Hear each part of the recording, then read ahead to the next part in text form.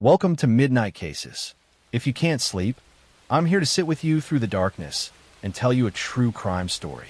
Tell me where you're listening from, and if this helps you rest, please subscribe. This is Volume 84. I'm going to tell you a story about a popular high school student who was planning her future, about a former boyfriend who couldn't accept that their relationship was over, and about how one young man's obsession led to a brutal crime that devastated a small Arizona community. In May 2008, 30-year-old Travis Alexander was a successful motivational speaker and salesman living in Mesa, Arizona. He was active in his Mormon church and was known for his charisma and positive energy. Travis had been in an on and off relationship with a woman named Jody Arias, and though they had broken up, Jody continued to maintain contact with him. On June 4th, 2008, Travis's friends became concerned when he missed an important conference call and wasn't responding to messages. This was completely unlike Travis, who was always reliable about his work commitments. Friends went to his house to check on him and made a horrifying discovery. Travis was dead in his shower, and the scene was one of extreme violence. Travis had been stabbed 27 times, his throat had been slashed from ear to ear, and he had been shot in the head. The level of violence was shocking and suggested this was a crime of passion rather than a random attack. Blood evidence throughout the bathroom and bedroom told the story of a prolonged and brutal attack. Travis had clearly fought for his life. Investigators found a camera in the washing machine at Travis's home. When they examined the deleted photos on a memory card, they discovered images from the day of the attack. The photos showed Travis in the shower, apparently taken during what seemed like an intimate photo session. Then there were accidental photos taken during the attack, including images that appeared to show Travis's body being dragged and a photo that captured what looked like Jody Arias's leg. Police immediately focused on Jody Arias as their primary suspect. When they questioned her, Jody initially denied being at Travis's house that day, claiming she hadn't seen him in months. But when confronted with the photographic evidence, she changed her story. Now, she claimed two intruders had broken into Travis's home and attacked him while she was there, and she had fled in fear for her life. Investigators didn't believe this story either. The evidence showed no signs of a break-in or any other people being involved. Jody's palm print was found in blood at the scene. Her DNA was mixed with Travis's blood in multiple locations. Her rental car showed evidence she had been in Arizona despite her claims of being elsewhere. The physical evidence overwhelmingly pointed to Jody being the sole person responsible. Jody Arias was arrested in July 2008 and charged with first-degree murder.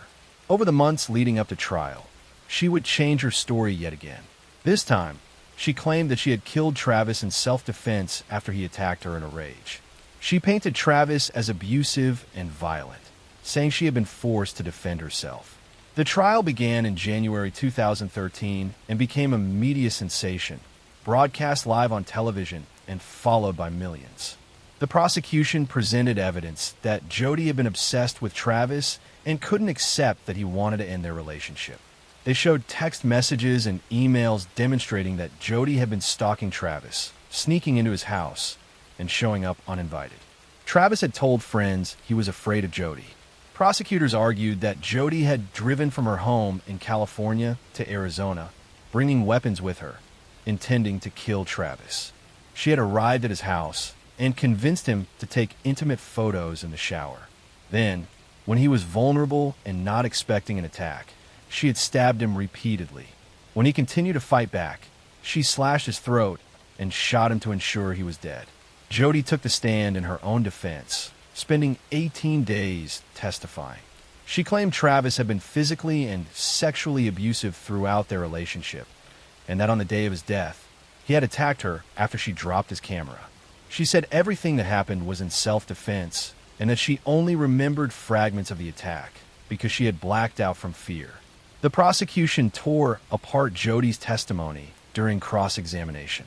They pointed out the numerous lies she had told, the changing stories, and the lack of any evidence supporting her abuse claims. They showed that the nature of Travis's wounds proved he had been the victim, not the aggressor. He had defensive wounds showing he had tried to protect himself. The attack had been sustained and vicious, not the actions of someone defending themselves. In May 2013, the jury found Jodi Arias guilty of first-degree murder, determining that the killing had been premeditated. The verdict brought some measure of justice for Travis's family, who had sat through months of testimony hearing Jodi make false accusations about their loved one while he couldn't defend himself. During the penalty phase, the jury was unable to reach a unanimous decision on whether Jodi should receive the death penalty or life in prison. A second penalty phase jury also deadlocked. Finally, in April 2015, the judge sentenced Jodi Arias to life in prison without the possibility of parole. Travis Alexander was 30 years old when his life was stolen. He was a successful motivational speaker who helped others improve their lives. He had dreams of marriage and family. He was loved by friends and had a bright future ahead of him. His only mistake was getting involved with Jodi Arias, someone who became dangerously obsessed with him. Jodi Arias remains in prison in Arizona, where she will spend the rest of her life. She continues to maintain that she acted in self-defense, despite the overwhelming evidence of premeditation and the brutal nature of the attack.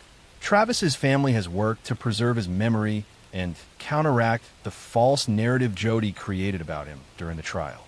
The case became one of the most notorious trials in recent American history, demonstrating the dangers of obsessive relationships and the violence that can result when someone refuses to accept that a relationship is over. Travis Alexander paid with his life for trying to end things with someone who had decided that if she couldn't have him, no one would. Next story. I'm going to tell you a story about a dedicated nurse who worked the night shift at a veterans hospital, about patients who died unexpectedly during her care, and about how one of the most prolific serial killers in American history hid behind a white uniform for decades before finally being caught. In the 1980s, Kristen Gilbert was a nurse working at the Veterans Affairs Medical Center in Northampton, Massachusetts. She appeared to be a caring and competent nurse who was good at her job, but her colleagues began noticing a disturbing pattern. When Gilbert was on duty, patients would suddenly experience cardiac emergencies at an alarming rate. Even more suspicious, Gilbert always seemed to be the one who discovered these emergencies and raised the alarm. Between 1990 and 1996, the death rate on Gilbert's ward was significantly higher than on other wards and during other shifts. Patients who had been stable would suddenly go into cardiac arrest when she was caring for them. Gilbert would then spring into action, calling codes and attempting to resuscitate the patients. Some survived these episodes, but many did not. Fellow nurses began keeping informal track of the pattern. They noticed that the cardiac emergencies seemed to cluster around Gilbert's shifts in a way that couldn't be explained by coincidence. Some nurses nicknamed her the Angel of Death, though they were hesitant to formally report their suspicions without concrete proof. The situation came to a head in 1996 when 3 nurses at the hospital filed a complaint with the VA administration about the suspicious death rate during Gilbert's shifts. They provided documentation showing that the number of cardiac arrests and deaths was statistically impossible to explain as random occurrence. The VA launched an internal investigation. As investigators began looking into the cases, they made a chilling discovery. Testing of medicine supplies revealed that large amounts of epinephrine were unaccounted for during periods when Gilbert was working. Epinephrine is a powerful medication that, when given in the wrong dose, can cause fatal heart attacks.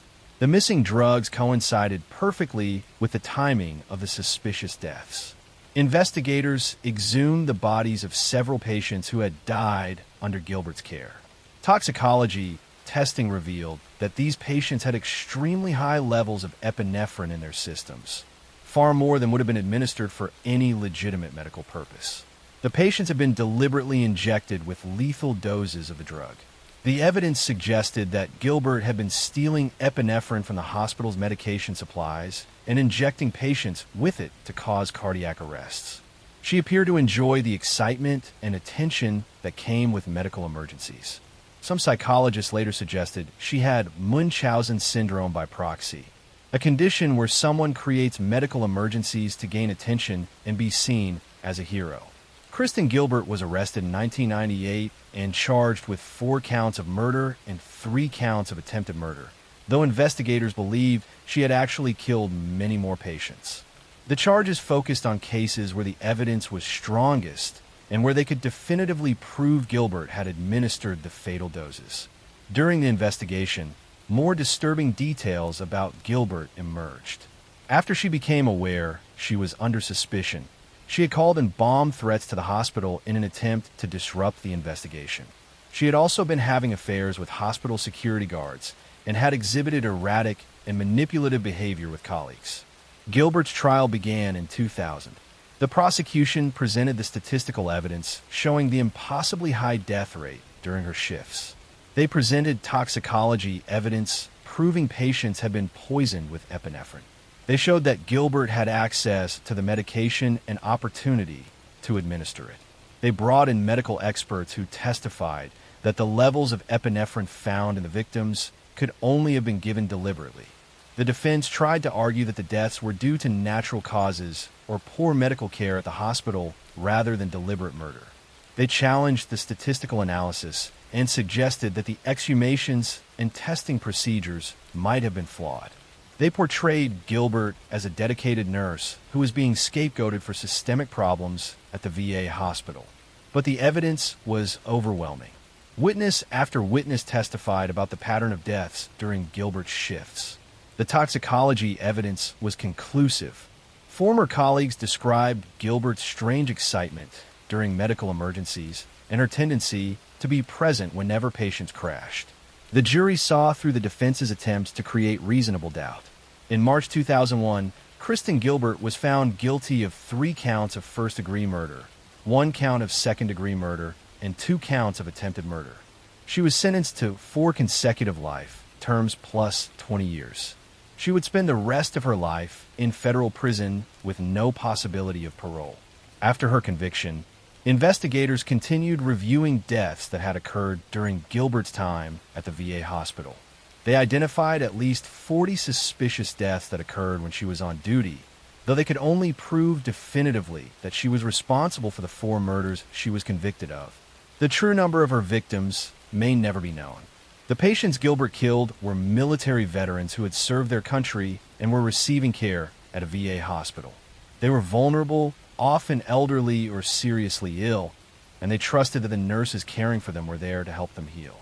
Instead, they encountered a nurse who saw them as tools to create drama and excitement for her own benefit. Kristen Gilbert remains in federal prison in Texas, where she continues to serve her life sentences. She has maintained her innocence over the years despite the overwhelming evidence against her. She has filed appeals that have been consistently denied. At age 56, she will die in prison for the crime she committed.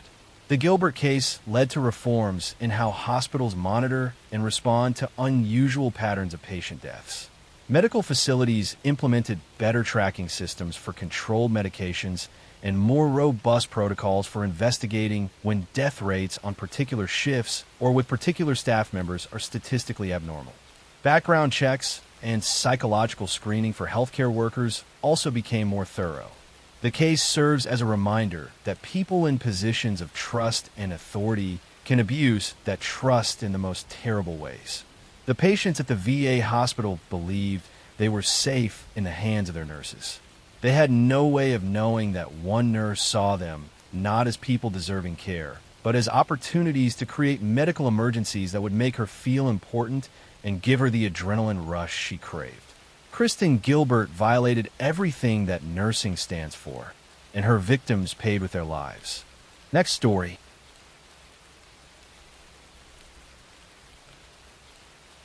I'm going to tell you a story about a beloved elementary school teacher who vanished on her way to work, about a small town that rallied to search for her, and about how investigators discovered that the last person to see her alive was hiding a terrible secret. In October 2020, 39-year-old Tara Grinstead was a high school history teacher and former beauty queen in Isilla, Georgia. She was beloved by her students and active in her community.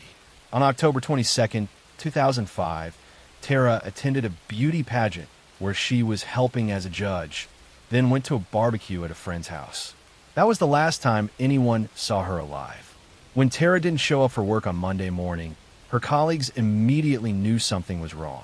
Tara was extremely reliable and would never miss work without calling. Friends went to her house and found her car in the driveway, and her cell phone and keys inside the home. The door was locked and there were no obvious signs of a struggle, but Tara was gone.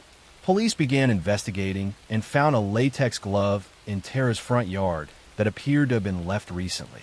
The glove became a key piece of evidence, though at the time investigators couldn't determine who it belonged to.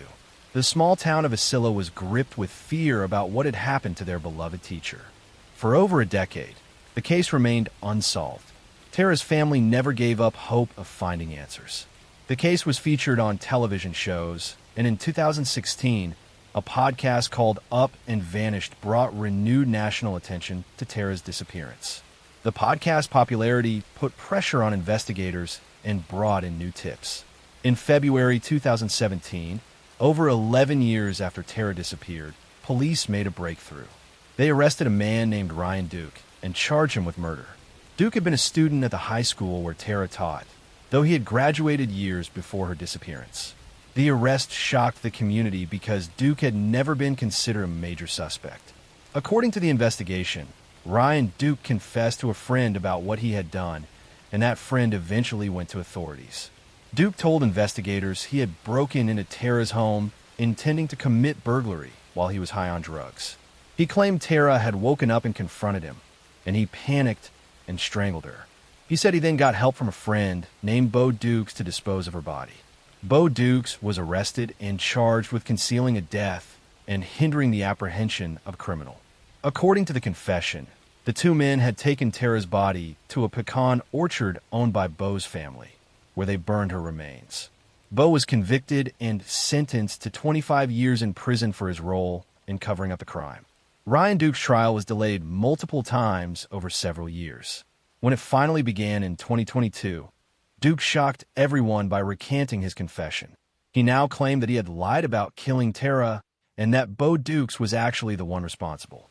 Duke testified that Bo had told him he killed Tara and forced him to help dispose of the body, threatening him to keep quiet. The trial became a complicated situation where the two men were blaming each other. Bo Dukes was already in prison and chose not to testify, exercising his Fifth Amendment right. The prosecution had Duke's original confession where he admitted to strangling Tara, but Duke was now saying that confession had been false and coerced. The jury heard testimony about the investigation, the latex glove found in Tara's yard, and the lack of physical evidence directly linking Duke to the scene beyond his confession. They heard Duke's explanation that he had only confessed because he felt pressured and that the real killer was Bo Dukes. They had to decide whether to believe Duke's original confession or his trial testimony. In May 2022, after several days of deliberation, the jury reached a surprising verdict. They found Ryan Duke not guilty of murder. However, they did convict him of concealing a death, finding that he had helped dispose of Tara's body even if they weren't convinced beyond reasonable doubt that he had been the one to kill her. Duke was sentenced to 10 years in prison with credit for time already served. The verdict was devastating for Tara's family and the community. After waiting 17 years for justice, the person who confessed to killing Tara was acquitted of that charge. Many people believe Duke had gotten away with murder, while others felt the jury had done the right thing given the recanted confession and lack of physical evidence. The case raised difficult questions about confessions that are later recanted and about how to prosecute cases where physical evidence has been destroyed. Tara's body had been burned, eliminating most forensic evidence that might have definitively proved who killed her. Without her remains to examine and without physical evidence at the scene, the case relied heavily on Duke's confession, which he later claimed was false. Tara's family believes that Ryan Duke was responsible for her death and that the jury made a mistake in acquitting him.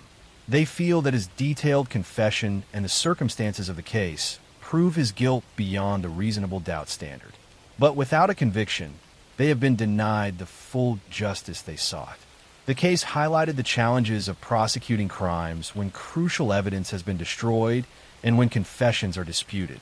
It also showed how cold cases can sometimes be solved years or even decades later when witnesses finally come forward with information, though the passage of time can make successful prosecution more difficult. Tara Grinstead was a dedicated teacher who made a positive impact on countless students. She was working toward her master's degree and had her whole future ahead of her. She deserved to continue teaching and inspiring young people. But instead, her life was cut short, and the truth about exactly what happened to her that October night in 2005 remains disputed. Her legacy lives on through the Tara Grinstead Memorial Scholarship that provides funds for local students pursuing education degrees. The case also brought attention to the power of podcasting in reviving interest in cold cases and generating new leads. While Tara's family didn't get the verdict they hoped for, they at least finally know what happened to her and were able to bring some form of accountability to those involved in her death and its cover-up. Next story. I'm going to tell you a story about a 12-year-old girl who was having a sleepover with friends, about a man who broke in her bedroom in the middle of the night, and about how one of the longest and most expensive manhunts in American history led to the capture of a predator who had been hiding in plain sight for 18 years. In October 1993, 12-year-old Polly Klaas was having a slumber party at her home in Petaluma, California. Polly and two of her friends were playing board games and having fun in her bedroom, while Polly's mother and younger sister slept in other parts of the house. Around 10:30 that night, a man wearing a bandana over his face suddenly appeared in Polly's bedroom doorway. The intruder was carrying a knife and told the terrified girls to be quiet. He tied up Polly's two friends with cloth strips, then grabbed Polly and took her out of the house. The two friends managed to free themselves and immediately woke Polly's mother, Eve. She called the police, and within minutes, officers were at the house and a massive search began. The abduction of Polly Klaas became national news almost immediately. The idea of a child being kidnapped from her own bedroom during a sleepover was every parent's worst nightmare. Polly's father, Mark Klaas, and mother, Eve, appeared on television, making emotional pleas for Polly's safe return. Celebrities, including Winona Ryder, who was from Petaluma, offered reward money for information. The search for Polly was enormous. Thousands of volunteers searched fields, wooded areas, and abandoned buildings throughout Northern California. The FBI joined the investigation, and Polly's case received coverage on national news programs and shows like America's Most Wanted. Everyone was hoping that Polly would be found alive and returned to her family. Police had a description of the suspect from Polly's two friends who had seen him. They created composite sketches and distributed them widely. Tips poured in by the thousands, and investigators followed up on every lead. Despite all the efforts, there were no solid clues about where Polly had been taken or who had taken her. Then investigators caught a break. On the night of Polly's abduction, deputies from a nearby county had encountered a man whose car was stuck in a ditch on a rural road not far from Petaluma. The man claimed he had been sightseeing and had gotten stuck. The deputies helped him get his car out and sent him on his way, never realizing they had just let Polly Klaas's kidnapper drive away. When this encounter was discovered during the investigation, police tracked down the man who had been in the stuck car. His name was Richard Allen Davis, a 40-year-old career criminal with a long history of violence and burglary. Davis had been on parole at the time of Polly's abduction despite having been convicted of kidnapping and assault in previous cases. Police arrested Richard Allen Davis in late November 1993, about 2 months after Polly's abduction. Under interrogation, Davis eventually confessed to kidnapping and strangling Polly. He led investigators to a wooded area off Highway 101 where he had buried her body. The discovery confirmed the worst fears of Polly's family and the entire community. Davis revealed that after taking Polly from her home, he had driven to the remote location where his car later got stuck. When the deputies arrived to help him, Polly had been alive and hidden nearby. After the deputies left, Davis strangled Polly and buried her body in a shallow grave before driving away. If the deputies had searched more thoroughly, they might have saved Polly's life. The case devastated the nation. Polly had been a bright, talented girl who loved performing arts and had her whole life ahead of her. She had been taken from her own bedroom, from what should have been the safest place in the world. The fact that police had encountered her kidnapper and unknowingly let him go made the tragedy even more painful. Richard Allen Davis was charged with first-degree murder with special circumstances, making him eligible for the death penalty. His trial took place in 1996 in Santa Clara County after a change of venue from Sonoma County. The evidence against him was overwhelming, including his confession, physical evidence linking him to the crime scene, and testimony from Polly's friends who identified him. Davis showed no remorse throughout the trial. In fact, he displayed disturbing behavior, making obscene gestures in court and showing contempt for the proceedings. During the penalty phase, when the jury was deciding whether he should receive death or life in prison, Davis's actions became even more shocking. The jury recommended the death penalty, finding that the aggravating circumstances of the crime outweighed any mitigating factors. Davis had kidnapped a child from her home, terrorized her friends, and taken her life. He had a long criminal history and had shown he was a danger to society. The judge agreed with the jury's recommendation. At his sentencing in September 1996, Richard Allen Davis made obscene gestures at the camera and showed utter disregard for Polly's family and the gravity of his crime. His behavior demonstrated the complete lack of humanity that had allowed him to commit such a terrible act against an innocent child. Polly's father, Mark Kloss, became a powerful advocate for victims' rights and child safety. He established the Kloss Kids Foundation to help find missing children and prevent abductions. He has worked tirelessly to honor Polly's memory by helping other families and pushing for stronger laws to protect children from predators. The case led to significant changes in California law. The public outcry over Davis being on parole, despite his violent history, contributed to the passage of California's three strikes law, which imposed harsher sentences on repeat offenders. The law was controversial, but supporters argued that if it had been in place earlier, Davis would have been in prison and Polly would still be alive. Richard Allen Davis remains on death row at San Quentin State Prison in California. He has been there for nearly 30 years, as California has not executed anyone since 2006. Multiple appeals have failed to overturn his conviction or sentence. He will likely die of natural causes in prison rather than being executed. Polly Kloss was just 12 years old when her life was stolen by a predator who broke into her home. She should have grown up, pursued her love of performing, gone to college, and had a family of her own. Instead, she became a symbol of a need for better protection of children and tougher laws against repeat violent offenders. Her case changed laws, inspired a foundation that has helped countless families, and served as a heartbreaking reminder of the evil that exists in the world and the importance of vigilance in protecting our children. Next story. I'm going to tell you a story about a 6-year-old beauty pageant contestant who was found dead in her own home on Christmas night, about a ransom note that seemed staged, and about a case that remains one of America's most famous unsolved mysteries more than 25 years later. On the morning of December 26, 1996, Patsy Ramsey woke up in her Boulder, Colorado home and found a ransom note on the staircase. The note, written on paper from a notepad in the house, claimed that her 6-year-old daughter JonBenet had been kidnapped and demanded $118,000 for her safe return. The amount was oddly specific and nearly matched the exact bonus Patsy's husband John had recently received from his company. Patsy immediately called police, and officers arrived at the Ramsey home within minutes. The ransom note was unusually long, nearly 3 pages, which was strange for a kidnapping ransom demand. The note referenced movies and contained odd phrasing that seemed theatrical rather than authentic. Police began treating the scene as a kidnapping, but found the situation increasingly suspicious.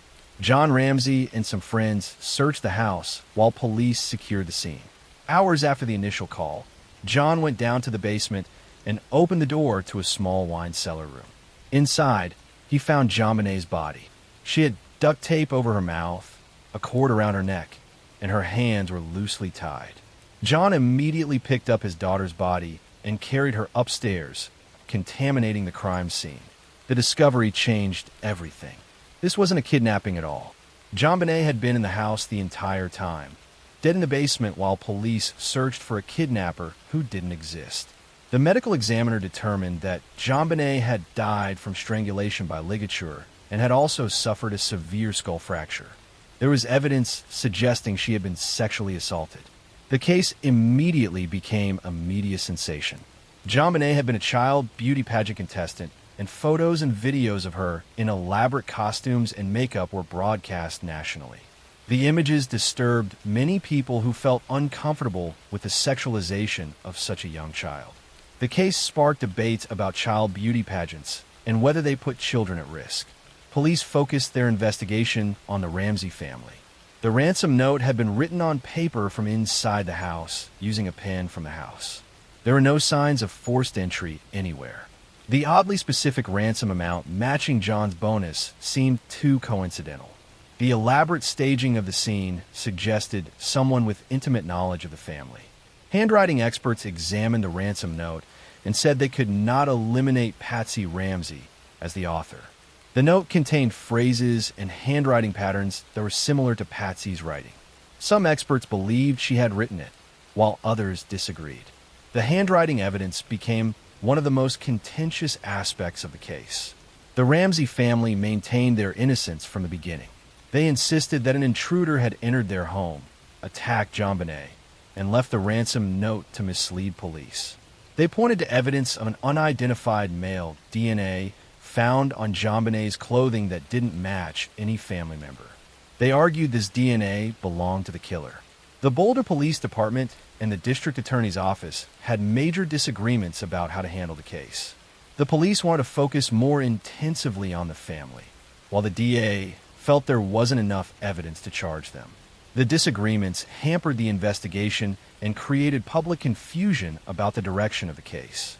In 1999, a grand jury heard evidence in the case and voted to indict John and Patsy Ramsey on charges of child abuse resulting in death. However, the district attorney at the time refused to sign the indictment, saying there wasn't enough evidence to successfully prosecute.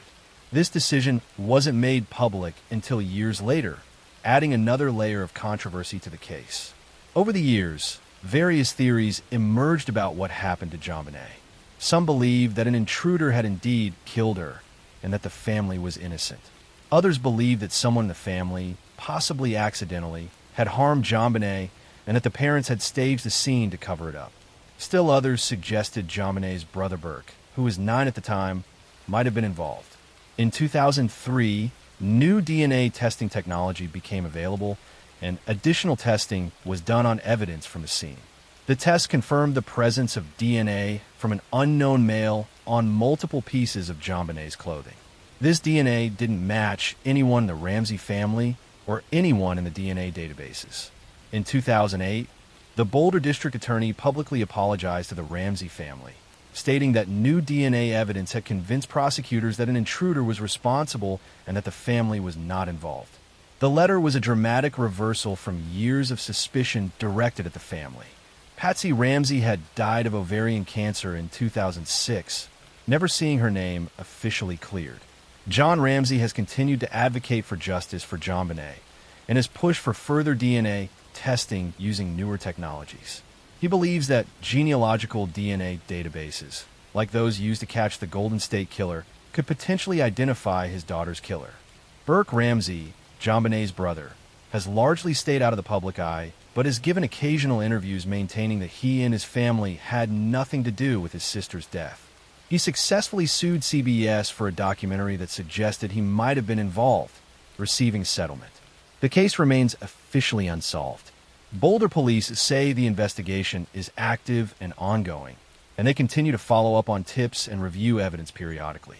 In recent years, there have been calls to use advanced genealogical DNA techniques to try to identify the source of the unknown male DNA found at the scene. JonBenet Ramsey would be in her 30s today if she had lived. Instead, her life ended at age 6 in the basement of her own home on Christmas night. Whether she was killed by an intruder or by someone she knew, someone took a little girl's life and has never been held accountable. The case has become a symbol of how media coverage can overwhelm an investigation and how public opinion can turn against people before all facts are known. It also highlighted flaws in how the crime scene was handled initially, with key evidence potentially being contaminated or lost. For the Ramsey family, the tragedy of losing JonBenet was compounded by years of being suspected and accused in the court of public opinion. For those who believe an intruder was responsible, the case represents a failure of the justice system to identify and prosecute the real killer. Whatever the truth, JonBenet Ramsey's death remains one of the most infamous unsolved cases in American history, a mystery that has captivated and frustrated investigators and the public for more than a quarter century.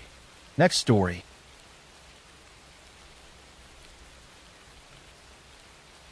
I'm going to tell you a story about a young woman who went to a party with friends, about a night of drinking that turned deadly, and about how one man's decision to drive drunk ended multiple lives and changed families forever. In June 2013, 22-year-old Jacqueline Saburito was driving home from a birthday party in Austin, Texas, when her life changed forever. A car, traveling in the opposite direction, suddenly swerved into her lane and hit her vehicle head-on. The impact was devastating, and Jacqueline's car immediately burst into flames.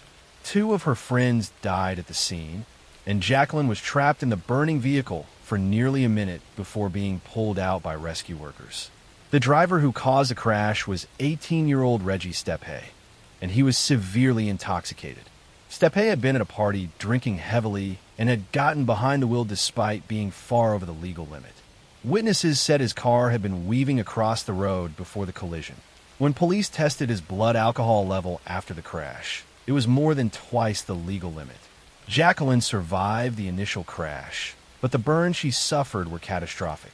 Over 60% of her body was burned, with the most severe damage to her face and hands.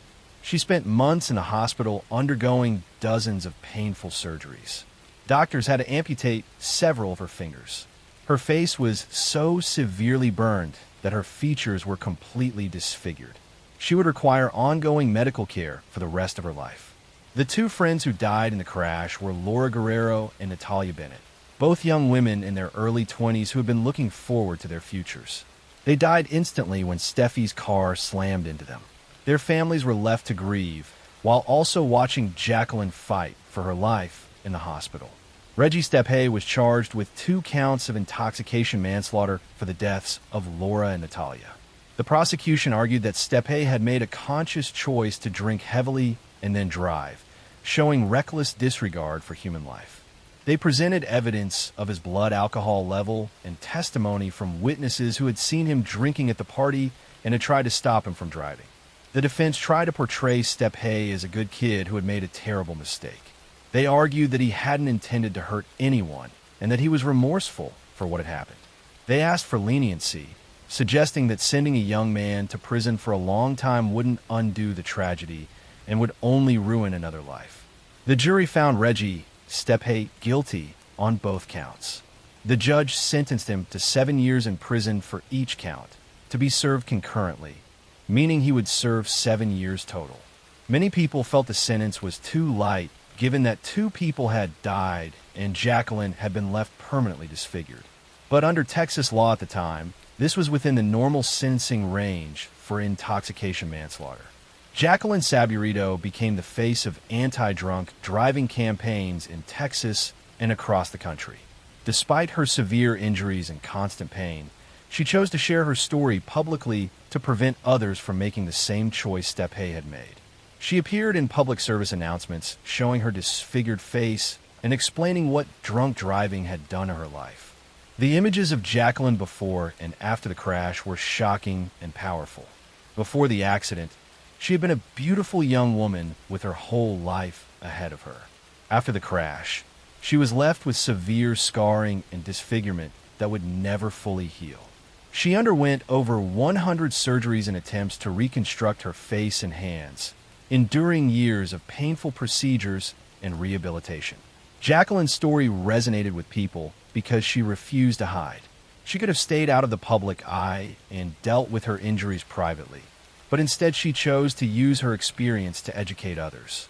She spoke at schools, appeared in media campaigns, and shared graphic photos of her injuries to show the real consequences of drunk driving. Reggie Stepe served his 7-year sentence and was released from prison. After his release, he also began speaking out about the dangers of drunk driving, expressing remorse for his actions and the pain he had caused. Some people appreciated his efforts to prevent others from making his mistake, while others felt no amount of advocacy could make up for the lives he had taken and destroyed. Laura Guerrero and Natalia Bennett never got the chance to speak out or advocate for anything. Their lives were cut short at 20 and 21 years old, respectively. They had dreams, families who loved them, and futures that were stolen in an instant by someone's decision to drive drunk. Their families had to live with the permanent absence of daughters, sisters, and friends who should still be alive. Jacqueline Saburito lived with the consequences of Steffi's actions every single day. She required constant medical care, faced daily pain, and dealt with the stares and questions that came with her appearance. Simple tasks that most people take for granted became difficult or impossible for her. She needed assistance with basic activities and faced numerous health complications related to her injuries.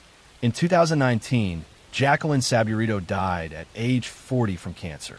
Her death was not directly related to the crash injuries, but her compromised health from years of surgeries and medical treatments may have made fighting the disease more difficult.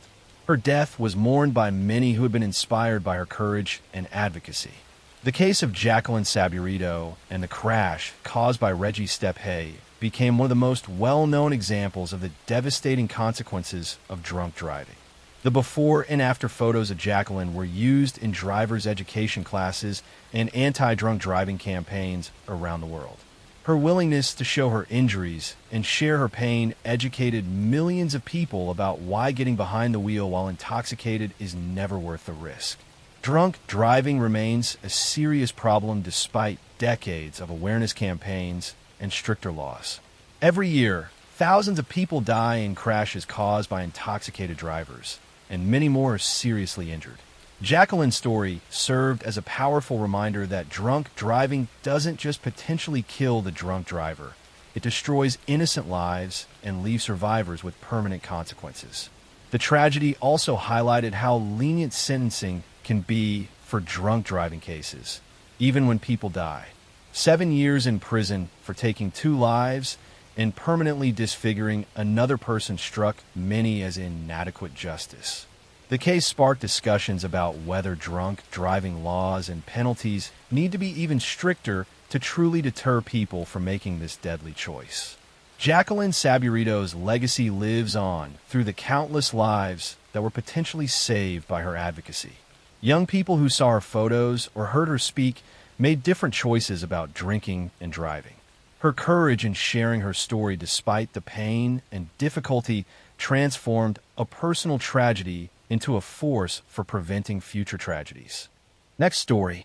I'm going to tell you a story about a newlywed couple on their honeymoon cruise, about a bride who mysteriously disappeared from the ship in the middle of the night, and about how a case that seemed like a tragic accident revealed troubling questions that remain unanswered nearly 20 years later.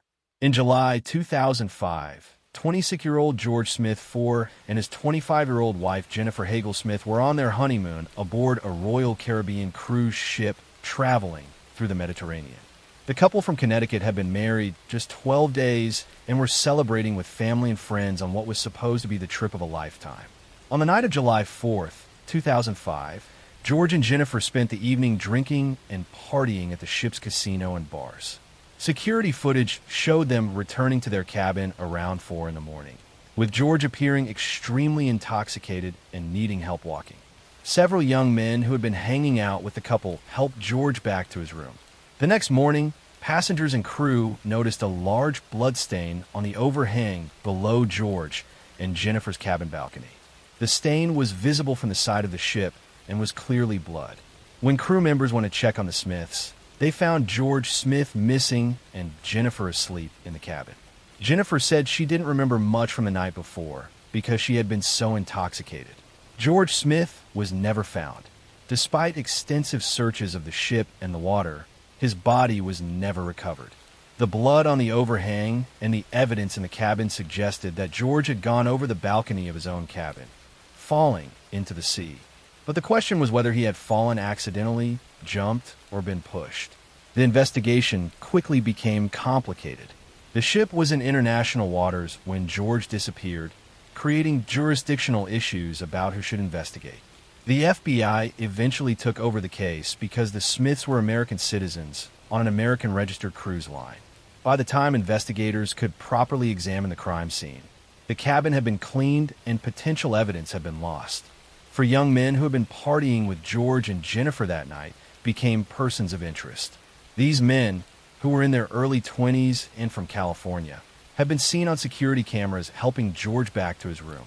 They were among the last people known to have seen George alive. Their stories about what happened that night had inconsistencies and changed over time. One of the young men initially told investigators that after helping George to his cabin, he and the others had left and gone to their own rooms. But other passengers reported hearing loud voices and sounds of furniture being moved coming from the Smith cabin in the hours before George disappeared. Some passengers reported hearing a loud thud that could have been a body hitting the overhang. The investigation revealed that George had withdrawn a significant amount of money from the ship's casino ATM that night. The money was never found in the cabin or anywhere else. This raised questions about whether robbery might have been a motive if George had been attacked. The young men who had been with George denied taking any money. Forensic analysis of the cabin found George's blood in multiple locations, including on the sheets and on the balcony. The blood spatter patterns suggested there had been some kind of violent incident. However, it was also possible that an extremely intoxicated George had injured himself accidentally before going over the balcony. Jennifer told investigators that her memory of the night was fragmented due to how much she had drunk. She remembered being at the casino and bars, but didn't have clear memories of returning to the cabin. She woke up the next morning with no memory of George disappearing and was shocked to learn he was missing. The FBI investigated for years, but never filed criminal charges against anyone. The evidence was circumstantial, and there were too many unanswered questions. Without George's body, it was difficult to determine definitively whether his death was an accident, suicide, or homicide.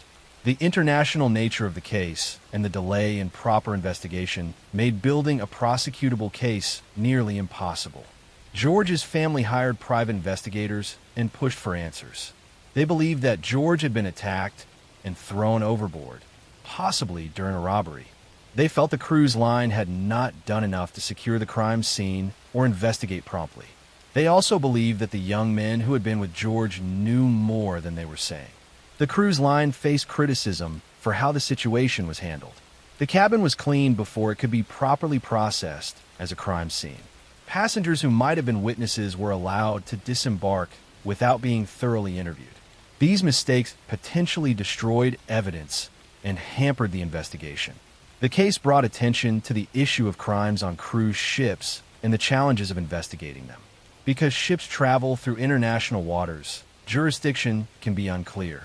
Cruise lines are private companies that may not have the training or resources to properly handle serious crimes. The incident led to calls for better regulations and oversight of the cruise industry. In 2013, one of the young men who had been with George that night, Rusty Kaufman, pleaded guilty to obstruction of justice in an unrelated case. He admitted to lying to FBI agents, though his lies were not specifically about George Smith's death. The plea raised more questions about what the young men might have been hiding. To this day, no one has been charged with any crime related to George Smith's disappearance and presumed death. The case remains technically open, but no new leads have emerged in years. The FBI has stated they investigated thoroughly, but did not have sufficient evidence to bring charges against anyone. Jennifer Hagel Smith has had to live with the trauma of losing her husband on their honeymoon under mysterious circumstances. She has remarried and tried to move on with her life, but the questions about what happened that night have never been fully answered. She has said she wishes she could remember more about their final night together. George Smith, 4, was a young man who should have been starting his life with his new wife. Instead, he disappeared from a cruise ship in the middle of the night, leaving behind devastated family and friends and a mystery that may never be solved. Whether he accidentally fell, jumped, or was pushed overboard, George's death remains one of the most well-known unsolved cases involving cruise ships. His family continues to seek justice and answers, hoping that someday someone will come forward with information about what really happened that night. The case serves as a tragic reminder of the vulnerabilities that exist when traveling, the importance of moderation with alcohol, and the challenges of investigating crimes that occur in international waters where jurisdiction and evidence collection can be complicated. Next story. I'm going to tell you a story about madness disguised as mission, about a man who believed himself beyond judgment, and about how obsession with purity can transform into the purest form of evil. In the grimy streets of London's Whitechapel district during the autumn of 1888, where poverty crushed souls and women sold their bodies to survive another day, a killer was stalking the fog-shrouded alleys. He targeted prostitutes, women society had already discarded, and he mutilated them with surgical precision that suggested medical knowledge. His identity remained unknown, his motives a mystery, and his crime sparked a media frenzy that made him the world's first celebrity serial killer. This is the story of Jack the Ripper, though his true identity has never been definitively proven. Between August and November 1888, he murdered at least 5 women in London's East End, though some investigators believe he killed more. He would approach them in the early morning hours, quickly slash their throats, then mutilate their bodies with a knife, removing organs with skill that suggested anatomical knowledge. He sent taunting letters to police and newspapers, claiming responsibility and promising more murders. Then he vanished, never caught, leaving behind only questions and a legend that has endured for over a century. The canonical 5 victims, those definitively attributed to the Ripper, were Marion Nichols, Annie Chapman, Elizabeth Stride, Catherine Eddowes, and Mary Jane Kelly. All were impoverished women in their 40s who worked as prostitutes in Whitechapel, one of London's most desperate slums. They lived in doss houses, drinking away what little money they earned, trapped in cycles of poverty and addiction with no hope of escape. The first victim, Marion Nichols, was found on August 31st, 1888, in Bucks Row. Her throat had been cut so deeply she was nearly decapitated, and her abdomen had been slashed open. The brutality shocked even seasoned police officers accustomed to Whitechapel's violence. Annie Chapman was discovered on September 8th in the backyard of 29 Hanbury Street. She had been killed and mutilated in the same manner as Nichols, but this time the killer had removed her uterus and taken it with him. This suggested someone with anatomical knowledge and raised theories that the killer might be a doctor or surgeon.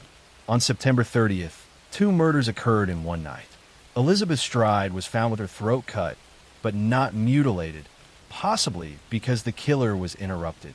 Less than an hour later, Catherine Eddowes was discovered in Mitre Square, murdered and extensively mutilated. Her kidney had been removed. This double murder created panic throughout London. The final canonical victim, Mary Jane Kelly, was killed on November 9th in her small rented room. Unlike the others who had been killed outdoors, Kelly's murder occurred indoors where the killer had time and privacy. The mutilation was extreme, her body so extensively cut and organs removed that she was barely recognizable. The scene was photographed, creating images that remain among the most disturbing crime scene photos in history. During this period, numerous letters were sent to police and newspapers claiming to be from a killer. Most were hoaxes, but 2 have been considered potentially genuine by investigators. The Dear Boss letter, received September 27th, introduced the name Jack the Ripper and promised more killings. The From Hell letter, received October 16th, came with half a human kidney that the writer claimed came from Catherine Eddowes. The investigation was massive, but hampered by limited forensic technology and the chaotic conditions of Whitechapel. Police interviewed thousands of people, pursued numerous suspects, and employed innovative techniques like crime scene photography.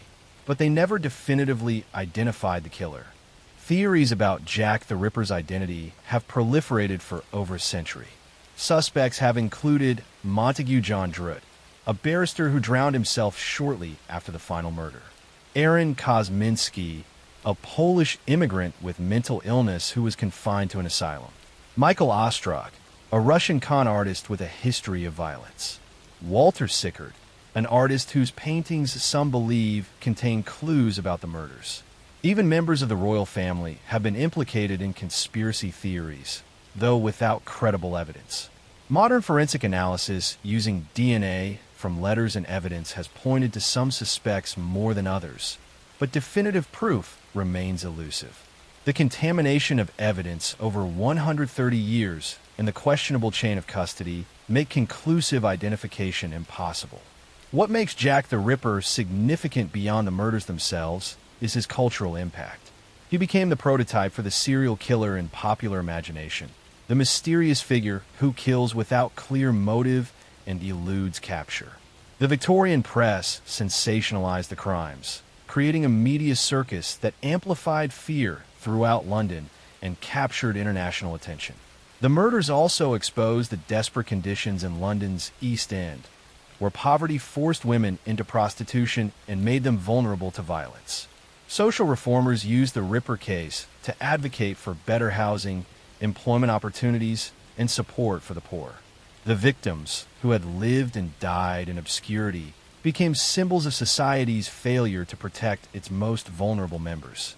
The Ripper's surgical skill and apparent anatomical knowledge sparked theories he was a doctor, leading to distrust of medical professionals in Whitechapel.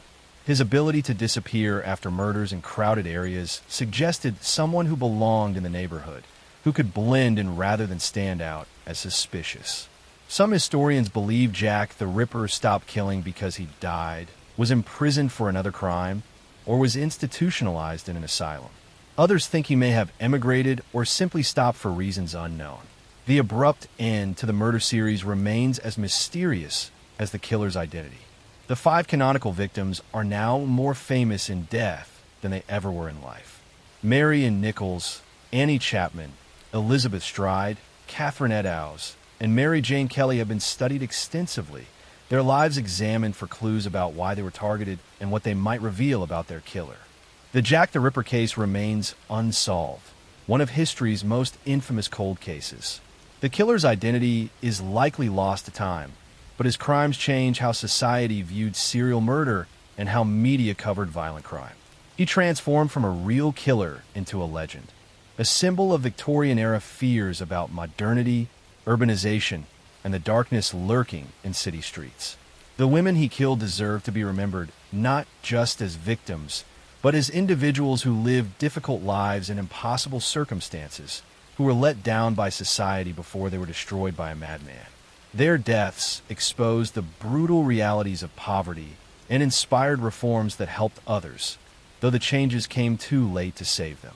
Jack the Ripper vanished into history, but his shadow stretches across more than a century, a reminder that some evil escapes justice and some questions remain forever unanswered, leaving only victims, mysteries, and a haunting knowledge that a killer once walked London streets and was never caught. Next story, I'm going to tell you a story about ambition twisted into violence, about a woman who wanted fame at any cost, and about how desperation for recognition can transform into murderous rage. In the glittering world of professional figure skating, where athletes dedicate their lives to perfection and competition is fierce, a rivalry was escalating beyond normal bounds. 2 skaters were competing for spots on the 1994 U.S. Olympic team, but one was willing to cross lines that should never be crossed to eliminate her competition. What followed would become one of the most infamous attacks in sports history. This is the story of Tanya Harding and the attack on Nancy Kerrigan. On January 6, 1994, as Nancy practiced at a skating rink in Detroit, a man approached her after she left the ice and struck her knee with a metal baton. The attack was designed to injure her badly enough to force her withdrawal from the upcoming national championships and Olympic trials. The assailant was hired by Tanya's ex-husband Jeff Gillooly and her bodyguard Sean Eckhart, and evidence suggested Tanya knew about and approved the plan. The attack failed to end Nancy's career, but it ended Tanya's destroyed reputations and revealed how far some will go to achieve their dreams.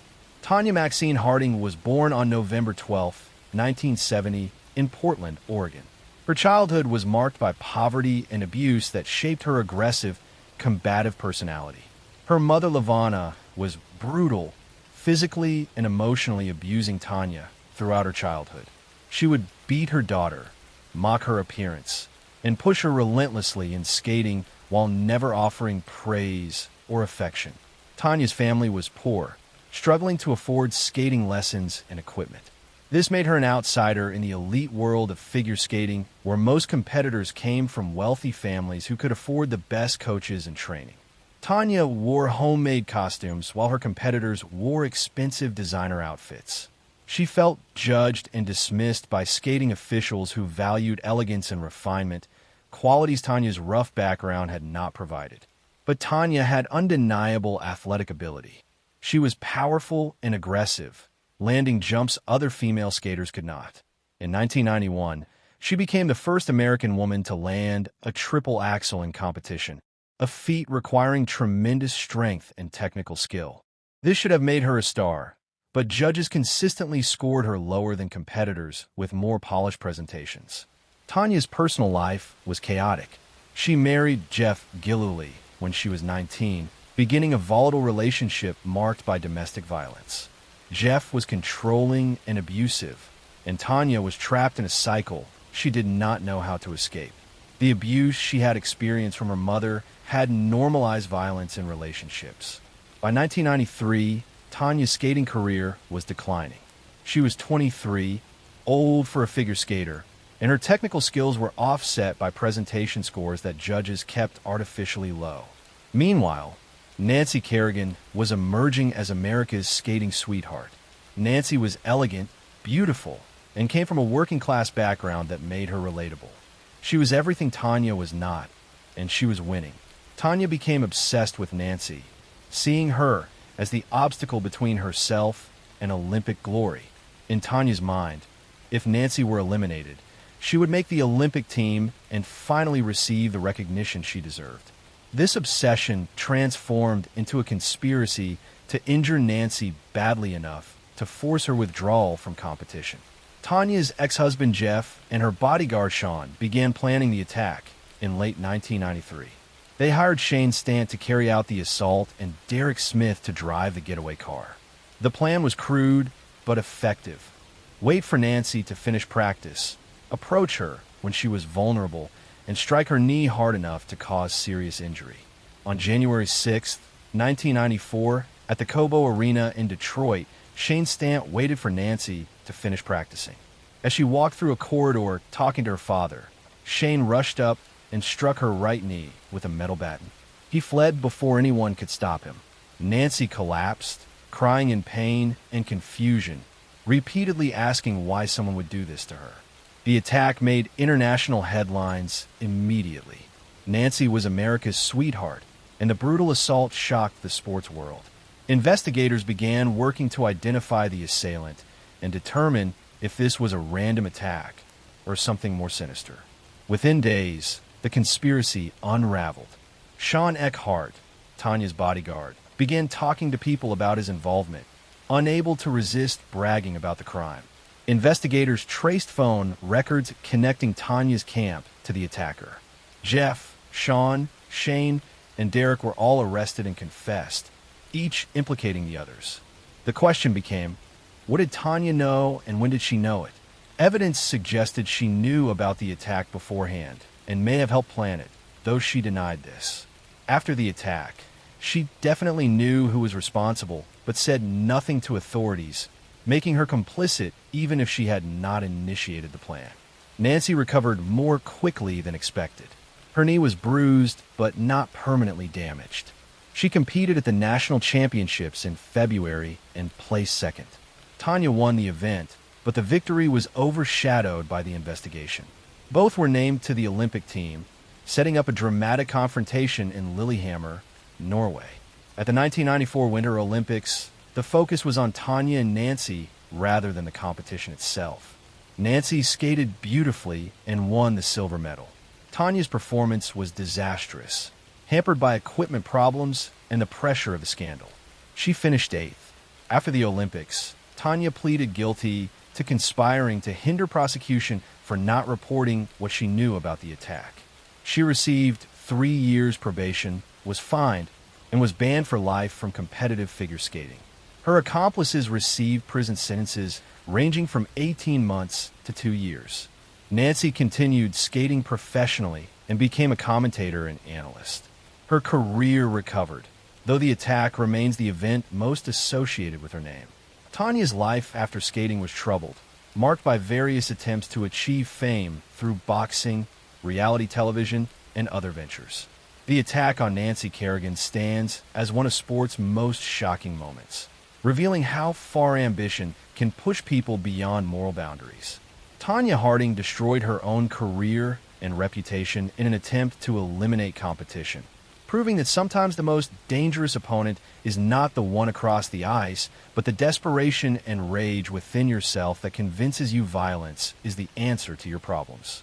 Next story, I'm going to tell you a story about greed, deception, and how the pursuit of wealth can twist a person's morality so completely that murder becomes just another step in a calculated plan.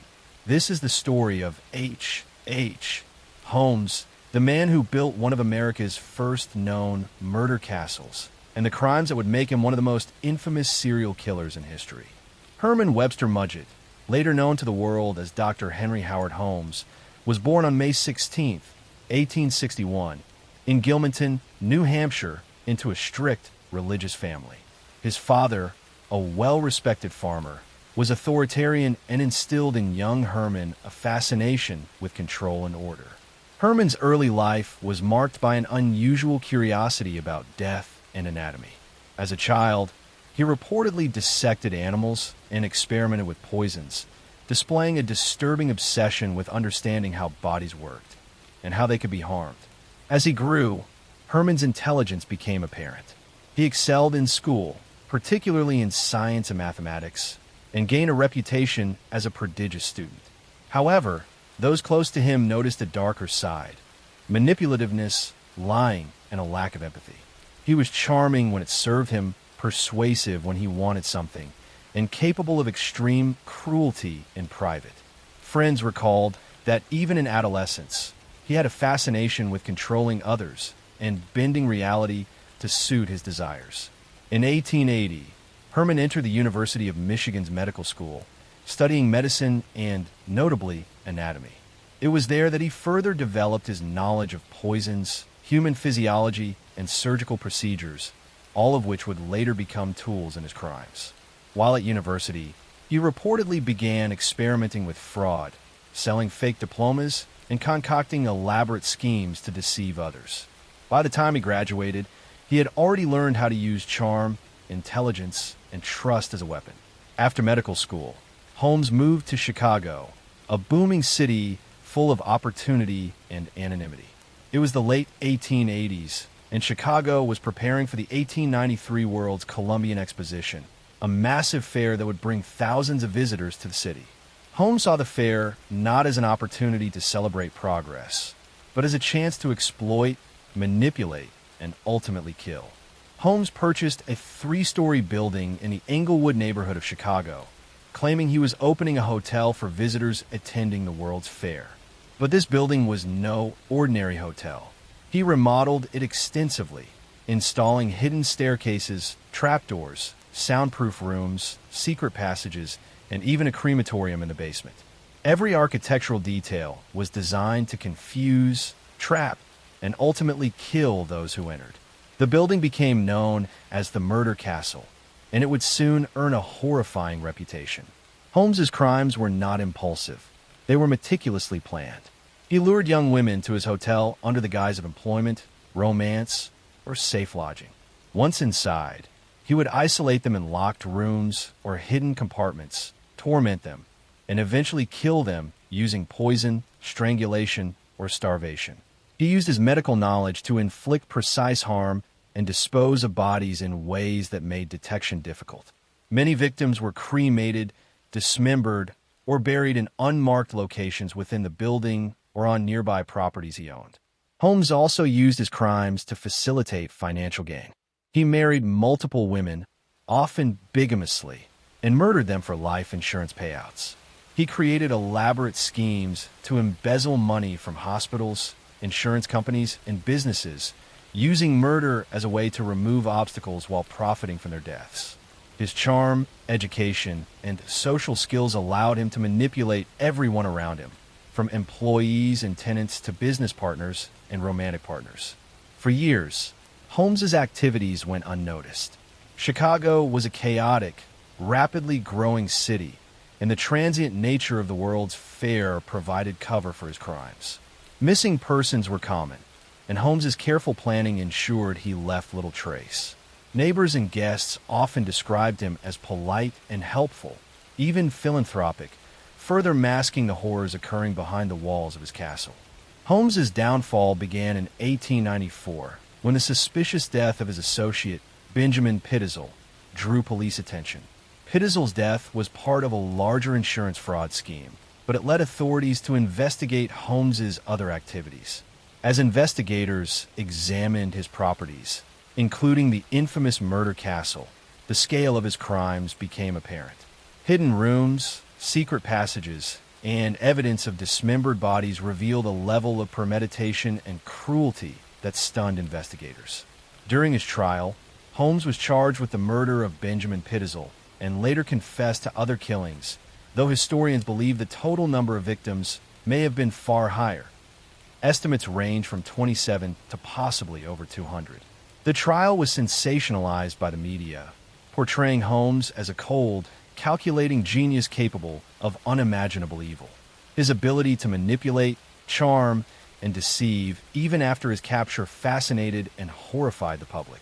Holmes was convicted and sentenced to death. On May 7, 1896, he was hanged in Philadelphia, bringing an end to a reign of terror that had spanned more than a decade. Yet even in death, his story became legendary, symbolizing the darkest extremes of human cunning and cruelty. The murder castle was demolished, but the legend remained, inspiring books, documentaries, and studies of criminal psychology for generations. The story of H. Holmes is not simply about murder. It is about the power of intelligence, charm, and planning when combined with moral corruption. It demonstrates how greed, obsession, and the desire for control can drive a person to exploit and destroy those around them, even while maintaining a facade of normalcy. Holmes's life is a chilling reminder that evil can hide in plain sight, that ambition without conscience can be catastrophic, and that some people are capable of calculating horrors beyond imagination. Even today, Holmes's crimes captivate and horrify because they expose a terrifying truth. The most dangerous people are not always those who are obviously violent, but those who can manipulate, deceive, and plan meticulously, hiding monstrous intentions behind the mask of everyday life. Next story, I'm going to tell you a story about a woman who turned tragedy into profit, about deception that lasted decades, and about how the desire for sympathy and financial gain can lead someone to commit the unthinkable repeatedly. In the small town of Wanacue, New Jersey, during the 1970s and 1980s, one family seemed cursed by terrible luck. Mary Beth Tinning's children kept passing away, one after another, from various mysterious illnesses and sudden medical emergencies. Neighbors expressed sympathy for the seemingly devoted mother who kept losing her babies. Doctors were puzzled by the string of tragedies, but no one suspected that Mary Beth herself was causing these deaths, ending the lives of her own children to gain attention and sympathy. This is the story of Mary Beth Tinning, who between 1972 and 1985 ended the lives of 9 of her own children through suffocation and other means. She would bring her babies to hospitals in crisis, appearing as a distraught mother seeking help, while she was actually the cause of their medical emergencies.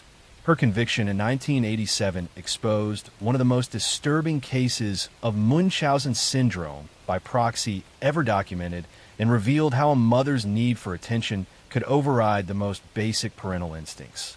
Mary Beth Rowe was born on September 11th, 1942, in Duanesburg, New York. Her childhood was marked by emotional neglect and a desperate hunger for attention. Her parents were cold and distant, showing little affection to their children. Her father was an alcoholic who spent little time with the family. Her mother was emotionally unavailable, providing basic physical care but no warmth or nurturing. Mary Beth grew up feeling invisible and worthless.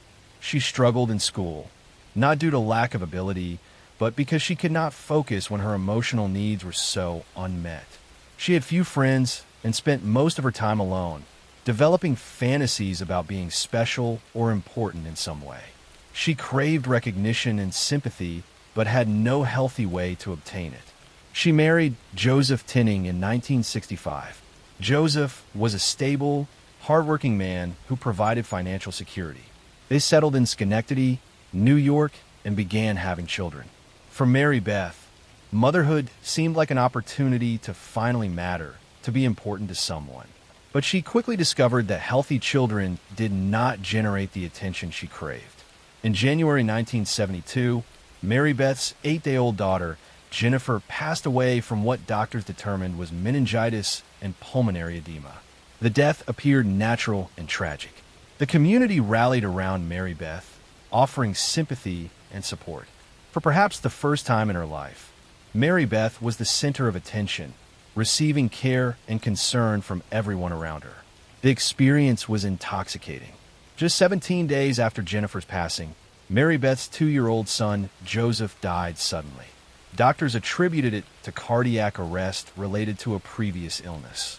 2 children gone within 3 weeks seemed impossibly tragic, but medical professionals accepted Mary Beth's explanations, and no one suspected foul play.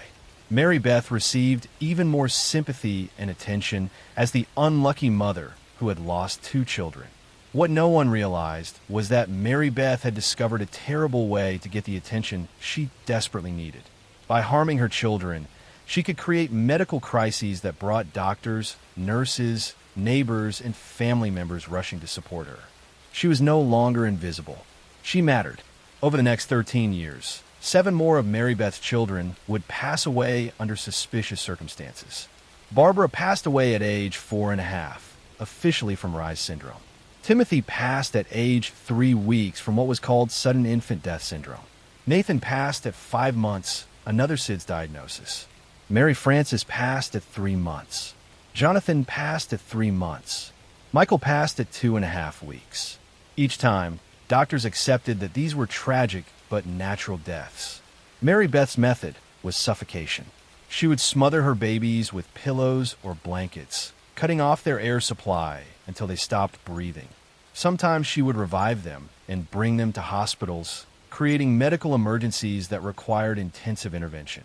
Other times, she would simply end their lives and present their bodies to authorities, claiming they had stopped breathing suddenly. She carefully selected which children to harm and when. She would wait until the sympathy from one passing had faded, then create a new crisis with another child. She was methodical in maintaining the attention flow she needed, spacing the tragedies to maximize impact without raising immediate suspicion. Some medical professionals did become concerned. After several passings, doctors made notes in records questioning the pattern. But in the early 1980s, awareness of Munchausen syndrome by proxy was limited. The idea that a mother would systematically harm her own children for attention seemed too monstrous to seriously consider, especially when Mary Beth appeared so devoted and distraught. The pattern finally became undeniable in December 1985 when 3-month-old Tammy Lynn was brought to the hospital unconscious. Medical staff managed to revive her initially, but she passed away the following day. This time, a physician's assistant named Linda Anderson refused to accept another unexplained infant passing in the Tinning family. She pushed for investigation, and authorities finally began examining the impossible pattern. When confronted by police, Mary Beth's facade crumbled. She confessed to smothering Tammy Lynn, claiming the baby had been crying and she just wanted her to stop. She denied harming her other children, but investigators did not believe her given the overwhelming pattern. Mary Beth was arrested and charged. Her trial in 1987 focused on Tammy Lynn's passing, as it was the only case with a confession and fresh evidence. Prosecutors argued she had ended all 9 children's lives, but they could only prove the most recent case beyond reasonable doubt. Expert witnesses testified about Munchausen syndrome by proxy, explaining how caregivers harm those in their care to gain attention and sympathy. They described Mary Beth's desperate need for recognition and how harming her children fulfilled that need. The statistical impossibility of 9 children in one family passing from various causes was presented as evidence of systematic harm. The defense argued Mary Beth was a loving mother who had suffered terrible misfortune and had snapped only once under extreme stress. But the jury saw through this argument and recognized the pattern of harm that had continued for over a decade. On July 17, 1987, Mary Beth Tinning was convicted of taking Tammy Lynn's life. She was sentenced to 20 years to life in prison. She has been denied parole multiple times and remains incarcerated in New York at age 82. Throughout her imprisonment, Mary Beth has never fully confessed to harming her other children. She maintains that only Tammy Lynn's passing was intentional.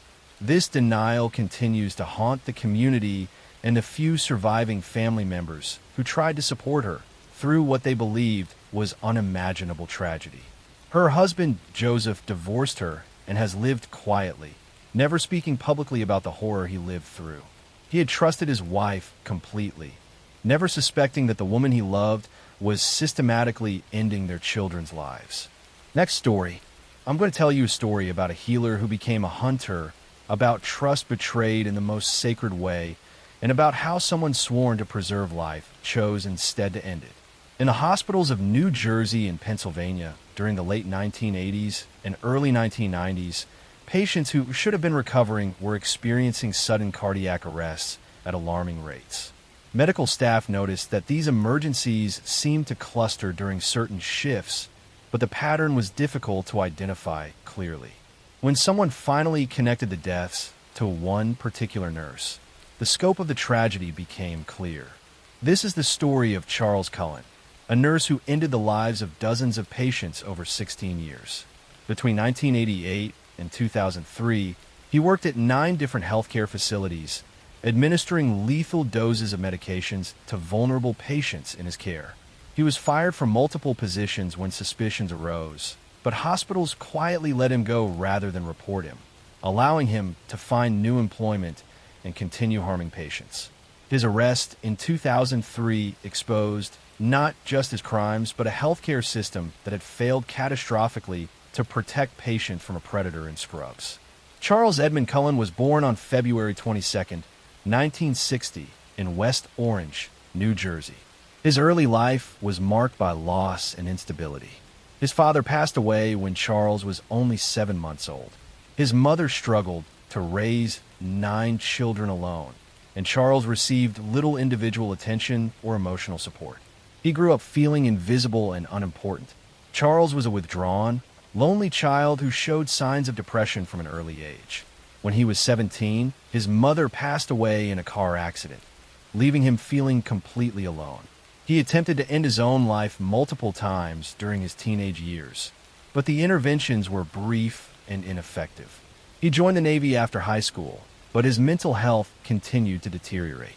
He attempted self-harm multiple times while in service and was eventually discharged. After leaving the Navy, Charles decided to become a nurse. He entered nursing school in the mid-1980s, and despite his psychological problems, he completed the program and received his license in 1987. He was technically competent, but showed little warmth with patients. Colleagues found him odd and distant, but his skills were adequate. Charles began working at St. Barnabas Medical Center in New Jersey in 1987.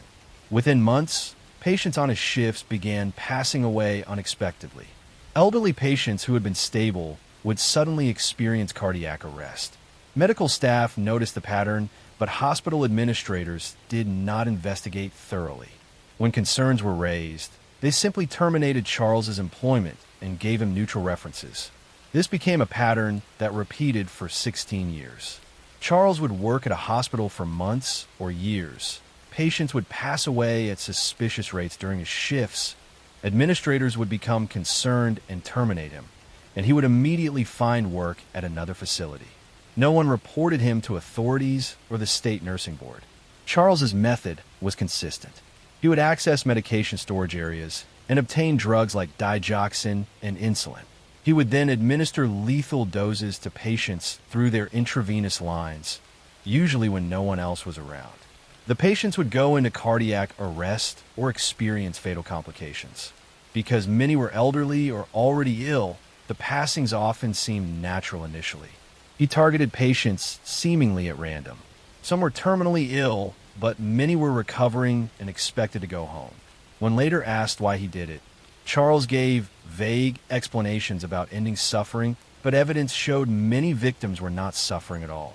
Psychiatrists who evaluated him believed he harmed others primarily to feel a sense of power and control over life and death.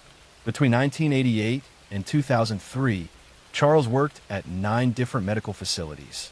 Everywhere he went, mortality rates increased dramatically. But it was not until 2003 that decisive action was finally taken. At Somerset Medical Center in New Jersey, several nurses noticed the pattern and reported their concerns to hospital administration. When administrators were slow to act, the nurses contacted authorities directly.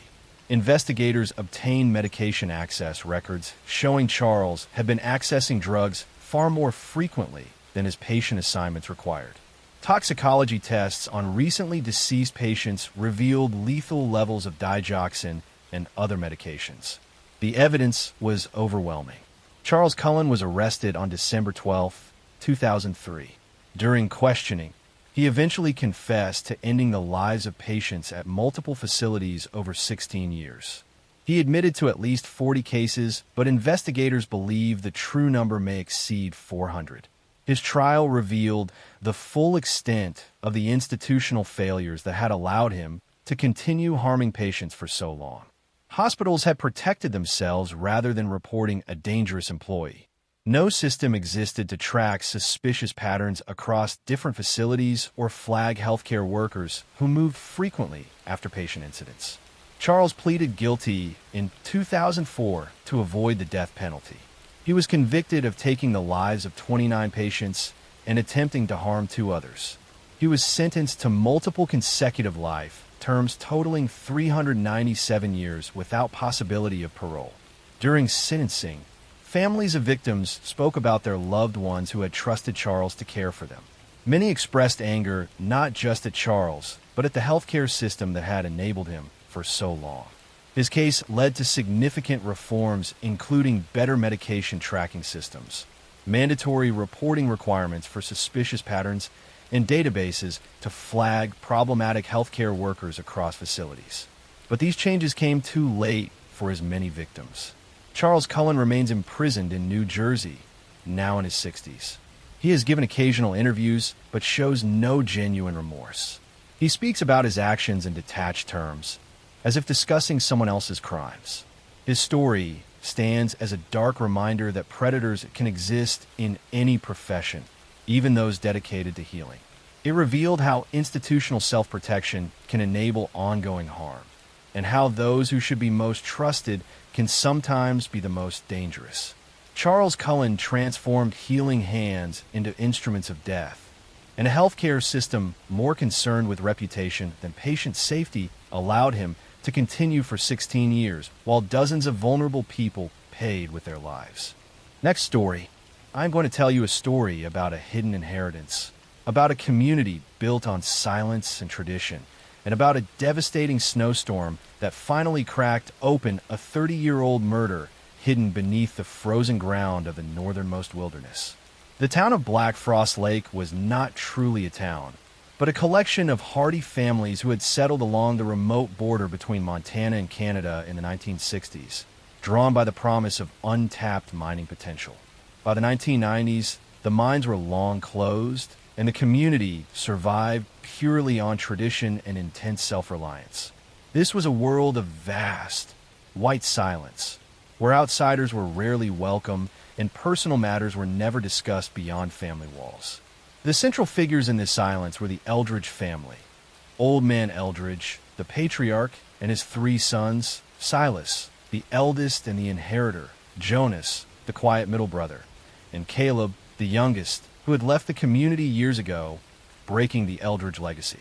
The core of their wealth was the Eldridge homestead itself, a sprawling log structure on a valuable stretch of lakeside property, held together by a complex, rigid will written by the patriarch.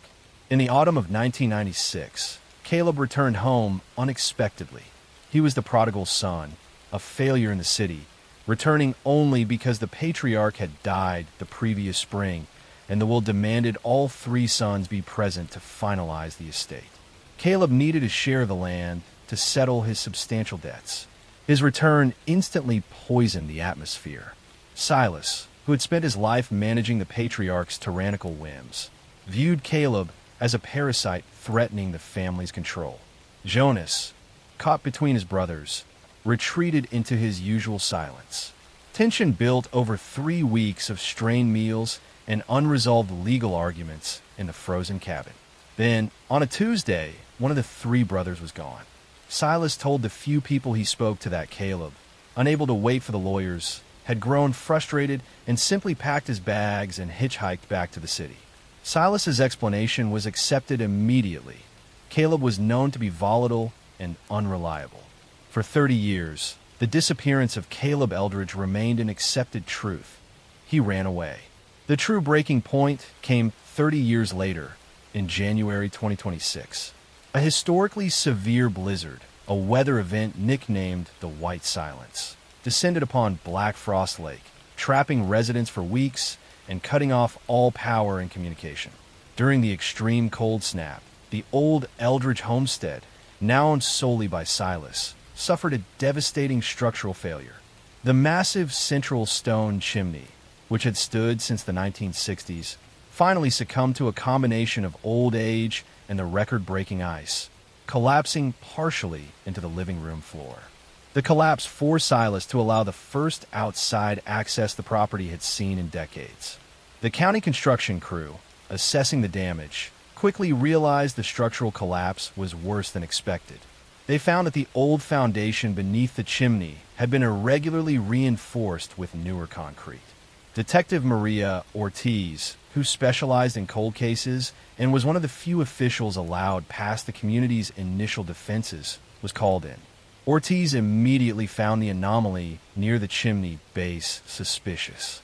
The newer concrete wasn't meant to support the chimney. It seemed designed to fill something. Using ground-penetrating radar, Ortiz confirmed a density variance within the new concrete block that was far too large to be simple rubble. When the construction crew reluctantly broke through the thick layer of new cement, they uncovered the reason for the 30-year silence: the remains of Caleb Eldridge.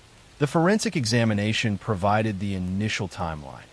Caleb had been murdered 30 years prior, just days before Silas announced his supposed departure. He had been struck violently and repeatedly with a blunt object. His body was then hastily concealed beneath the floorboards of the living room, and the original chimney structure was later modified to permanently seal the area with layers of concrete and stone, a heavy, unmovable monument built over the crime. The initial investigation focused entirely on Silas, the owner, the most controlling brother, and the one who benefited most from Caleb's removal. Silas maintained his stoic composure, claiming he had simply found Caleb dead after a drunken fall and buried him quickly to avoid the legal scrutiny that would disrupt the family's sensitive legal inheritance process. Ortiz was not convinced. She focused on the physical evidence found near the body: a broken leather watch strap, which did not belong to Caleb, and a peculiar type of antique metal clasp, which did not belong to the homestead's furniture. The watch strap and the clasp led Ortiz to Jonas. Jonas was known for his quiet, methodical obsession with restoring old timepieces, and the clasp matched a unique type of chest he was known to own. The pressure of the discovery and the ensuing investigation cracked the Eldridge silence. Jonas confessed. The murder of Caleb was not an act of greed by Silas, but an impulsive act of rage by Jonas, the quiet middle brother.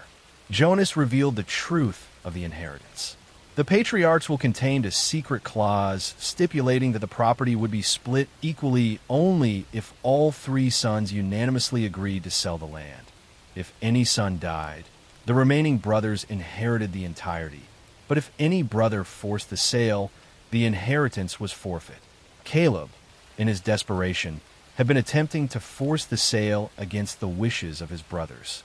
The final confrontation occurred not between Silas and Caleb, but between Jonas and Caleb Late one night in the living room, Caleb had threatened to burn the homestead to force the property sale. Jonas, the quiet brother, whose entire existence was defined by preserving the family's legacy and property, snapped. He struck Caleb, then panicked. Silas did not commit the murder, but he became an immediate accomplice. He saw the murder not as a tragedy, but as a final, definitive solution to their inheritance problem. The two surviving brothers instantly sealed their pact of silence. They moved the body, modified the chimney structure using the construction supplies already available on the property, and then spent 3 decades maintaining the seamless narrative of Caleb's sudden departure. The weight of the stone chimney, the symbolic heart of the Eldridge legacy, was used to crush the secret and silence the truth forever. The white silence, the very force of nature that isolated the community, was the final instrument of justice. The collapse of the monument they built over their crime ultimately exposed it, proving that even the most enduring, frozen secrets cannot withstand the relentless passage of time and the forces of a natural world. The case of the Eldridge homestead remains a chilling example of how silence and isolation can become a shared, self-imposed prison, and how the ties of inheritance can bind brothers not through love, but through the shared, suffocating weight of an unforgivable act. The community of Black Frost Lake, forced to acknowledge the decades of deception in their midst, learned that the deepest frost sometimes settles not on the ground, but in the heart of a family. This brings us to the end of Volume 74.